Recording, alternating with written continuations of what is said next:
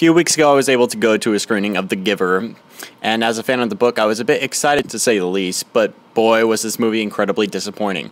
There were things that the filmmakers did right, but there were a lot that the filmmakers did wrong, most notably in the casting.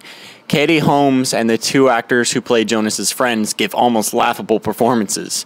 Seriously, when Katie Holmes' character was ordering Jonas to use precise language, I had a hard time holding back laughter. The two actors who played Jonas's friends were very cringeworthy. Every line they delivered felt very unnatural to what was going on in the scene, and it had me scratching my head as to why they delivered it like that.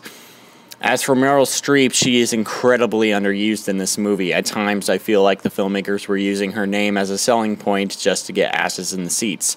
And if they were to use her name, I feel like they should have used Meryl Streep to her full potential. I have to say the two strongest roles are Jeff Bridges and Alexander Skarsgård. Bridges gives all he can into the movie, and I have to say that the parts that he was in were the most enjoyable in the movie. Skarsgård gives a good performance as well, or as great as a performance as he can give with the role he has. It's not as big as others in the movie, but I was just as invested in his character as I was for Jeff Bridges' character. Now for the actor that's hardest to judge is Brenton Thwaites in the lead role as Jonas. In the former half of the movie, his performance is just cringeworthy as his two friends, but as the movie progresses, his performance gets much better, but he still delivers lines that feel very unnatural throughout the latter half in the movie. There's this one scene in particular that's burnt inside my mind that it feels like he was trying to impersonate Mark Wahlberg, and it felt very unnatural to the rest of the movie on how his character was supposed to act. And really, it just